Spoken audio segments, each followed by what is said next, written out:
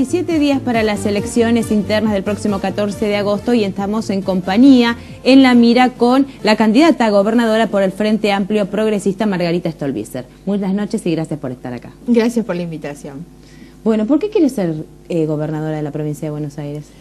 Esto no se trata simplemente de una ambición personal o de un proyecto personal, no es que yo quiera hacer. Creo que en realidad la provincia de Buenos Aires necesita un cambio profundo. Son más de 20 años del mismo partido político, sobre todo con un grado de deterioro muy importante en áreas claves, el área de la salud, de la educación, la falta de servicios de infraestructura. Y cuando uno compara eso en relación a los años de crecimiento económico y superávit de la Argentina, la verdad es que eso termina evidenciando el doble discurso, ¿no? De los que se dicen progresistas, pero no han sido capaces de dotar a millones de personas que viven, sobre todo en el conurbano, de agua potable, por ejemplo. Entonces creo que la provincia necesita un cambio y nosotros miramos mucho en esto el modelo de gestión de la provincia de Santa Fe. Y en Santa Fe lo que nosotros traemos es que se puede gobernar comprometidos con las necesidades sociales de los sectores más pobres, se puede hacer de manera transparente, administrar los recursos públicos con un criterio más justo y más transparente.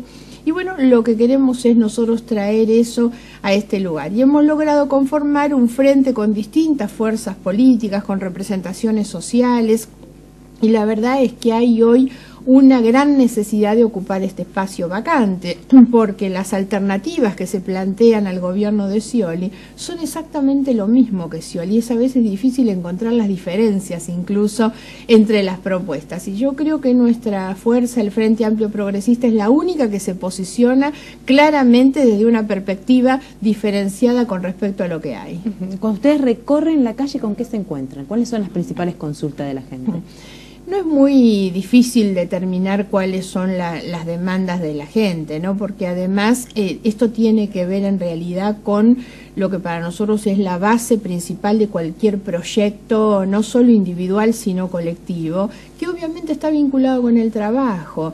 Cuando en una familia hay trabajo, la situación genera un ordenamiento de la vida familiar que se traslada a una nación en donde si hay trabajo, la gente sale de su casa todos los días, eso pone en marcha, digamos, una maquinaria, que es la maquinaria que realmente hace crecer a los países. Entonces para nosotros es muy importante esto, en una provincia con el potencial que tiene nuestra provincia, es necesario que podamos nosotros encontrar la forma, y la hay obviamente, pero esto tiene que ver y depende de políticas públicas, depende de reorientar la educación, de reorientar la infraestructura, de reorientar la política impositiva, hay la política social, obviamente. El problema central es ver cómo nosotros reducimos la pobreza, y para salir de la pobreza efectivamente y en términos de un proyecto sustentable en el tiempo, la fórmula es el trabajo, es el acceso a la educación primero, una educación de calidad y que abra puertas para el trabajo, pero el otro es asegurar que haya fuentes de trabajo digno y estable para toda la gente. ¿Y esto está vinculado o relacionado en forma directa con la inseguridad?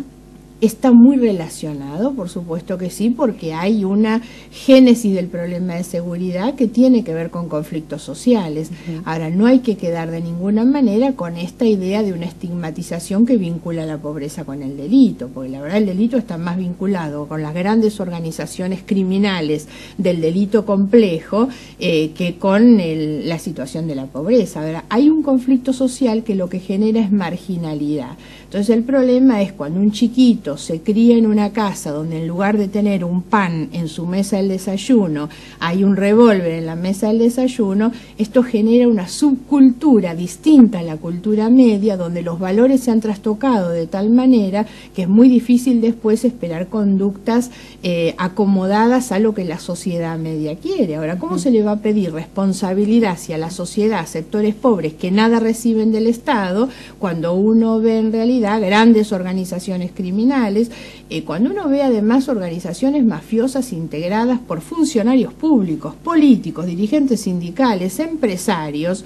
Eso que es la clase dirigente argentina está involucrada en escándalos delictivos como la mafia de los medicamentos, como tantas otras. Entonces, ¿cómo se puede pedir después conducta a los de abajo? Entonces hay que recomponer una estructura del Estado, la relación entre el Estado y la sociedad, a partir de una recuperación de valores valores humanos y morales que tienen que ver sin ninguna duda con la identidad que a una sociedad o a una familia le da el trabajo. Sin ir más lejos, las investigaciones hacia Moyano, Gerardo Martínez, Carlos Quintana en las últimas horas también. Bueno, eso ha venido demostrando de qué manera hoy hay un sindicalismo demasiado vinculado con los negocios, con los malos negocios además, porque ya no solamente tenemos una cuestión que es éticamente reprochable a un modelo de desarrollo productivo, económico y de igualdad como nosotros queremos, que son los sindicalistas devenidos en empresarios, sino cuando incluso muchos de los negocios en los que participan los empresarios son negocios vinculados con la corrupción o con delitos como es la mafia de los medicamentos, que es una cuestión tan pero tan escandalosa, donde esta clase dirigencial argentina truchaba medicamentos destinados a enfermos terminales, ¿no? Entonces, ahora, frente a todas esas cosas, nosotros insistimos siempre con que lo que hace falta es una sociedad que se indigne frente a esto, porque esas cosas no cierran y no terminan si la gente que tiene prejuicio y condena en su discurso la corrupción, después termina votando los corruptos. Entonces, nosotros tenemos encabezando nuestra lista de candidatos a diputados nacionales a una persona como Víctor de Genaro, que realmente es el símbolo exactamente de lo que nosotros pretendemos como organización gremial, porque tampoco hay que caer en el error de estigmatizar el movimiento obrero y descalificar a todos. No, la verdad es que uno tiene que recuperar el valor del trabajo y también el valor de las organizaciones sindicales, pero que tienen que servir para defender y mejorar las condiciones de los trabajadores y no para favorecer el enriquecimiento de los dirigentes. Margarita Stolbizer, para usted con respecto al caso Joclender, ¿habría que investigar a Eve de Bonafini? ¿No puede estar ajena al desconocimiento de lo que hacían los Joclender? Por supuesto que no, porque, a ver, primera aclaración. A mi juicio esto es un episodio muy escandaloso. Primero que nada porque estamos hablando de una estafa donde las víctimas son los sectores más pobres que tienen su esperanza, su sueño y su necesidad atrás de una vivienda. Entonces eso ya es escandaloso. Lo segundo es que estamos hablando de recursos del Estado, pero no de un cheque, no es alguien que se quedó con una transferencia, la verdad. Son muchos años de transferir una enorme cantidad de dinero sin ningún tipo de controles, donde es imposible que Debido no tenga una responsabilidad directa. Porque además hay que mirar Debido en el contexto de todos los escándalos que han pasado por ese ministerio, porque es Ricardo Jaime, es Skanska, son las valijas, la relación con Venezuela, una cantidad de cuestiones que tienen que ver con un ministerio manejado de manera para nada transparente. Dentro de todo ese contexto de las relaciones de ese ministerio está esta.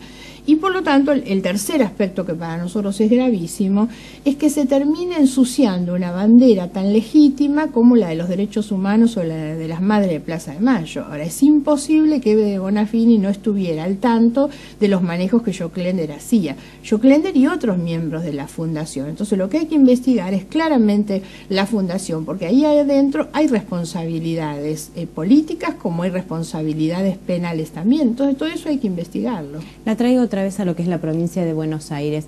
¿Usted le cuestiona a Scioli esto de ser sometido al gobierno nacional? ¿No hizo nada bien Scioli en estos 4 años de gestión?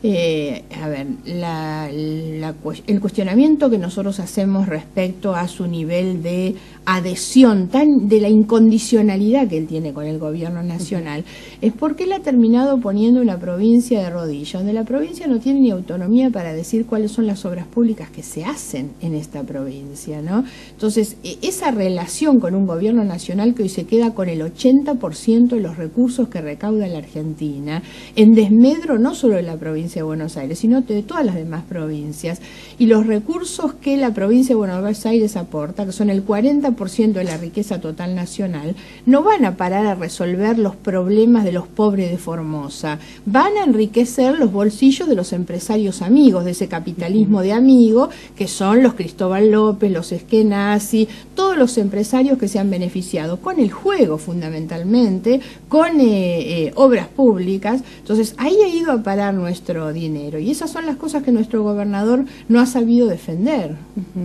Margarita, ¿llega bien el Frente Amplio Progresista para el 14 de agosto en cuanto al posicionamiento en la sociedad? Sí, muy bien. Yo creo que nosotros estamos ocupando un espacio vacante. Creo que hay una gran necesidad de que exista una alternativa política clara y honestamente progresista. El resto de las opciones que se presentan son más de lo mismo. Las cosas que propone de Narváez o Eduardo Amadeo, que es el candidato de Duhalde, no son diferentes a las que hace Scioli. Entonces creo que nosotros estamos muy bien posicionados porque somos lo único diferente frente a lo que existe. Obvio que nosotros pensamos que la elección verdadera, donde se eligen los representantes, es la de octubre. Entonces nosotros trabajamos con la mirada puesta no solamente en agosto, sino en octubre. Agosto es muy importante que la gente vaya a votar para impedir que se instale una fotografía de algo tratando que eso es definitivo. Y nosotros creemos que ni el gobierno nacional ni el gobierno provincial son invencibles, ni creemos que la alternativa a ellos puedan ser algunos de los que proponen una vuelta al pasado.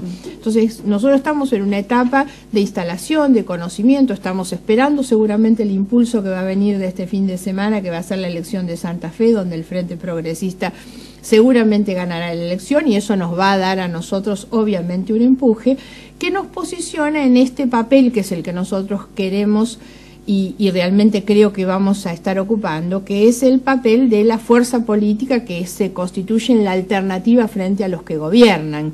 Nosotros hoy estamos en esa discusión. Hasta octubre trataremos de llegar para ganar el gobierno, pero hoy estamos en la discusión de posicionarnos nosotros como la alternativa. Y eso no es muy difícil de ver cuando en la elección de Santa Fe la fuerza política que gana es la nuestra, en la de Córdoba ganamos o estamos ahí y no existen las otras fuerzas opositoras. O sea, en todas estas elecciones que vienen, el Frente Progresista es el que está mejor posicionado frente a la confrontación con el gobierno nacional, ¿no? Ahora, ¿usted cree que deberían ser obligatorias las del 14 de agosto teniendo en cuenta la cantidad de indecisos? El problema es que son obligatorias. Para nosotros no eran elecciones que se debían haber sostenido, por lo menos en los cargos donde no hay competencia. Distinto es en un partido que presentó 3 candidatos a intendente, bueno, eso era bastante natural. No se debió haber sostenido cuando no había disputa política. Ahora, lo cierto es que hoy está y son obligatorias. Para nosotros, por eso decía, no deberían servir para instalar una fotografía definitiva de algo que de aquí a octubre va a cambiar, claro, porque hay muchos indecisos. Algo va a elegir igual. Es claro, o no va a ir a votar. Yo creo que va a haber un bajo porcentaje de votantes, porque además en todas las elecciones hay un porcentaje muy alto de gente que define su voto sobre los últimos días. Esto siempre es así. Entonces, ¿por qué razón nosotros deberíamos dar como que el voto emitido en agosto es definitivo? Entonces, para nosotros no hay que... Pero bueno, lo cierto es que la elección está y por ley es obligatoria. Entonces, todos los ciudadanos deben saber que tienen que ir a votar. Nosotros esperamos que vayan y voten al Frente Progresista, que es lo único realmente que se posiciona hoy como una opción clara y honestamente progresista frente al gobierno, pero hoy hay que ir a votar, así que esa es hoy con lo que nosotros tenemos que manejarnos. Margarita Stolbizer,